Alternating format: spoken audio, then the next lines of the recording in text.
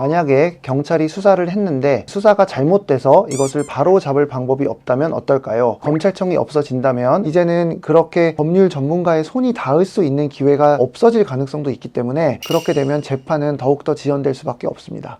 안녕하세요. 검사 출신 최용희 변호사입니다. 검사로서 사건을 직접 수사 지휘했었고 지금은 변호사로서 사건 현장에서 다양한 의뢰인들을 만나고 있습니다. 오늘은 저의 검사 시절의 경험과 현재 변호사로서 활동하고 있는 경험을 토대로 검찰청이 없어질 경우에 어떤 일들이 일어날 수 있고 이렇게 되었을 경우에 사건의 당사자들에게 어떤 영향을 미칠 수 있는지에 대해서 말씀드리도록 하겠습니다.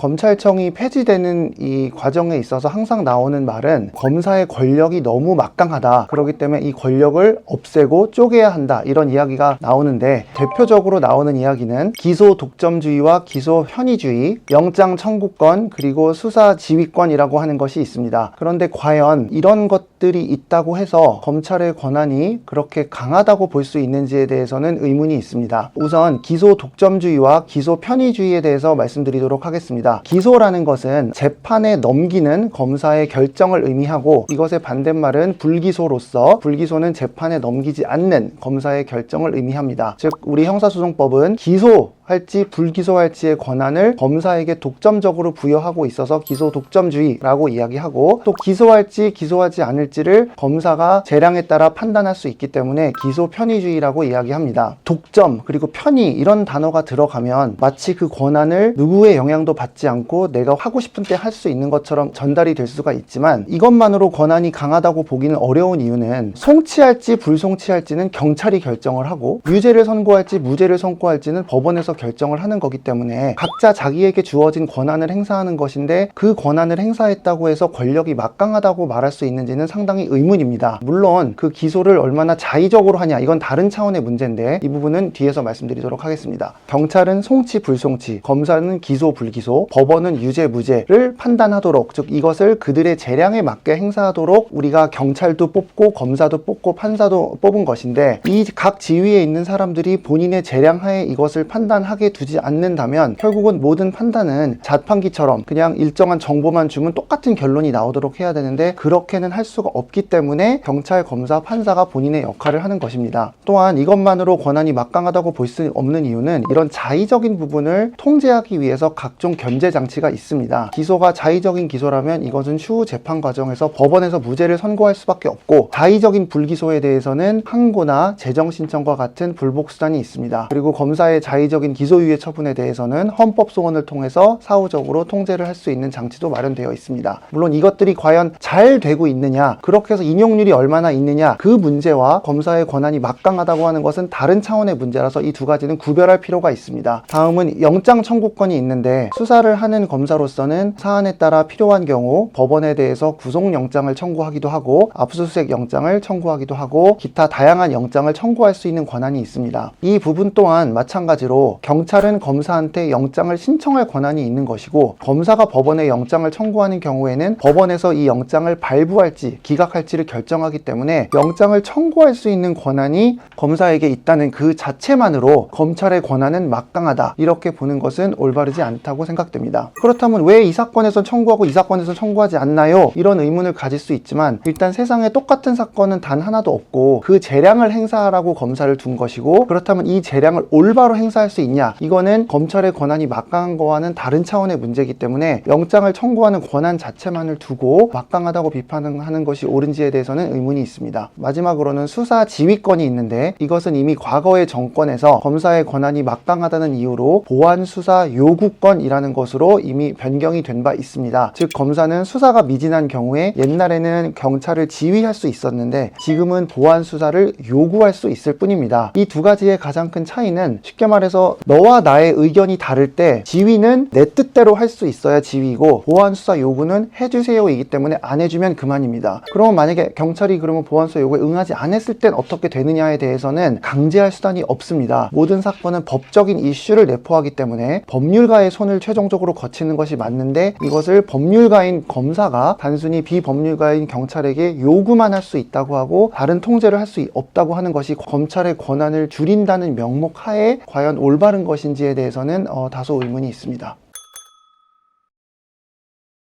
많은 분들이 기소유예에 대해서 검사가 기소 편의주의라는 이유로 너무 누군가는 봐주고 누군 안 봐줘서 억울하다 이런 말씀을 많이 하시는데, 모든 사건이 그럴 수는 없지만 각 사건에서 이 사람들의 처한 상황, 배경, 환경, 그리고 이 사건에 대해서 얼마나 깊이 돌아보고 반성하고 있고 재범을 할 가능성이 얼마나 있느냐, 이 부분에 따라서는 기소유예를 통해서 아예 처벌받지 않도록 하는 것이 당사자들에게도 더 좋을 뿐만 아니라 피해자들 또한 동의한다면 선처를 해주는 것이 더 올바른 결론일 수 있습니다. 그런데 이 권한을 행사하지 못하게 한다면 무조건 기계적으로 재판에 다 넘겨야 되고 이 모두는 전과자가 될 수밖에 없습니다. 범죄자를 봐주자는 것이 아니라 사안에 따라서는 이런 권한 행사를 통해서 누군가는 더 무겁게 처벌해야 될 수도 있지만 누군가는 선처를 해주는 것이 필요할 수도 있습니다. 이거는 실제 사건을 예로 말씀을 드리면 좀 이해가 편할 것 같습니다. 제가 검사 때 처리했던 통화 위조 사건이 있었는데, 나이 어린 학생 2명이서 집에서 컬러 프린터를 이용해서 10,000원짜리 지폐 여러 개를 위조했고 이것으로 아이스크림을 사 먹으려다가 위조인 게 들통나서 결국 경찰서로 연행된 사건이 있었습니다. 위조한 거를 집에서 자기네들끼리 소꿉놀이 하려고 만든 것이 아니라 물건을 사기 위해서 위조했기 때문에 위조된 통화를 실제로 사용하려고 한 것을 부인할 수는 없는 상황이었습니다. 그런데 통화 위조죄는 법 규정이 벌금형이 없고 징역형만 규정이 되어 있어서 재판에 넘어가는 순간 이 사람들은 최소 집행유예 선고를 받을 수밖에 없고, 집행유예는 매우 무거운 전과입니다. 또 하나의 사건은 비교적 우리 주변에서 흔히 볼 수 있는 사건인데, 소액의 절도 사건입니다. 상습적인 죄질 나쁜 절도가 아니라 정말 배고파서 간식 하나 훔쳐 먹거나 정신적인 어떤 질환을 앓고 있는 사람이 한평생 잘 살아오다가 우발적으로 남의 물건에 한번 손을 댄 그런 사건들도 있었습니다. 모두 다 범죄고 처벌받는 것이 원칙이나, 절도는 벌금이 있기 때문에 재판에 넘어가면 어쨌든 최소한 벌금은 받게 되기 때문에 모두 전과자가 될 수밖에 없습니다. 각 사안의 특수성이라는 것이 있기 때문에 단순히 외관상 비슷해 보이는 사건이 다르게 처리됐다고 해서 무조건 비판하는 것은 옳지 않다고 생각합니다. 다만 제가 오늘 이렇게 말씀을 드린다고 해서 경찰과 검사와 판사가 행사하는 권한이 모두 신뢰할 수 있고 저 역시도 모두 승복이 된다는 것은 결코 아닙니다. 저도 비판하고 싶은 사건이 너무 많고, 과연 기록을 제대로 보기나 한 건지 신뢰성 바닥을 치는 이런 사건들 정말 많이 보고 정말 화가 납니다. 그러나 그렇다고 해서 그 권한을 행사하라고 준 걸 다 싹 폐지해버리는 게 옳은가, 이거는 구별해서 논의를 해야 되기 때문에 오늘은 이런 말씀을 드리고 있는 것입니다.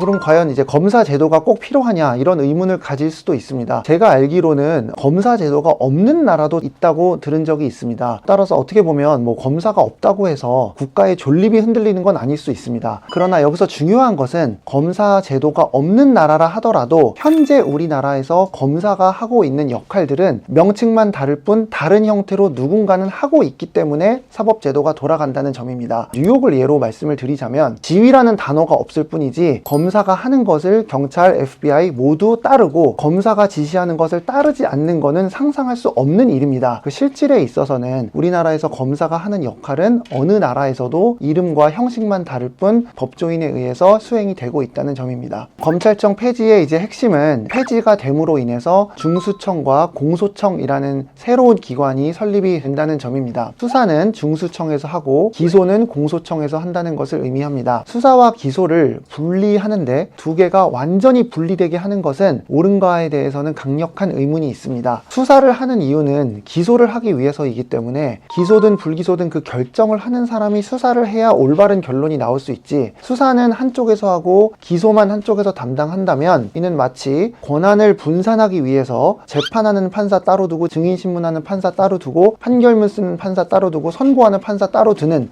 이런 꼴이 아닌가 싶습니다. 최종적인 결정을 하는 사람이 그 과정에 있어야 결정을 하는 것이기 때문에 보안 수사권까지도 없애서 수사와 기소를 완벽하게 분리하는 것이 올바른 결론으로 갈 수 있을지는 신중해야 된다고 생각합니다.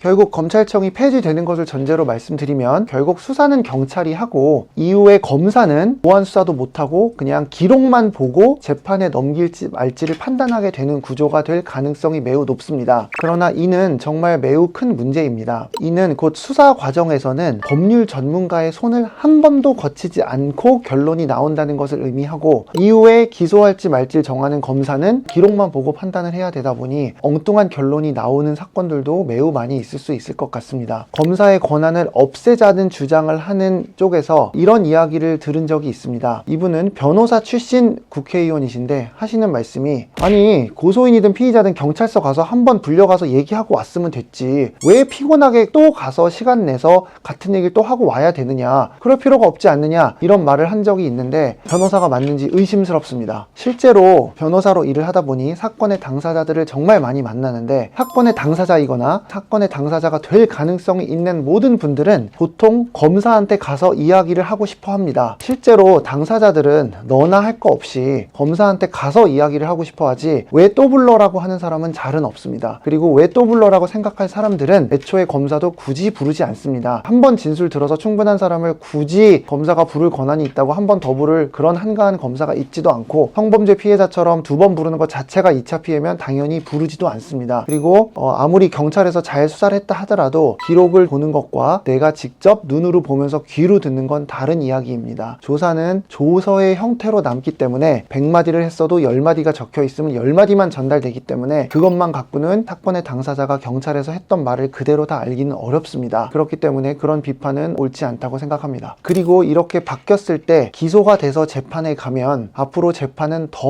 오래 걸릴 수 있습니다. 왜냐하면 법률 전문가의 손에서 재판에 넘어갔을 때 생기는 문제점들을 미리 예상을 해서 필요한 부분은 수사를 하고 어떤 증거가 필요한지를 수집해서 법원에 넘겨야 재판도 신속하게 이루어지는데, 이제는 그렇게 법률 전문가의 손이 닿을 수 있는 기회가 없어질 가능성도 있기 때문에 그렇게 되면 재판은 더욱더 지연될 수밖에 없습니다. 아직 모든 내용이 구체화되지는 않은 것으로 알고 있습니다. 그렇기 때문에 실제로 시행이 됐을 때 어떤 모습일지는 저를 포함하여 어느 누구도 쉽게 예측할 수 없습니다. 그러나 부디 특정 소수의 사건만을 갖고 마치 전체가 그런 것인 양 일단 있는 것을 없애고 보고 새로 생기는 것은 또 이전에 있던 문제점을 그대로 내포하는 그런 사태가 일어나지는 않았으면 좋겠습니다. 이상 최용희 변호사였습니다. 감사합니다.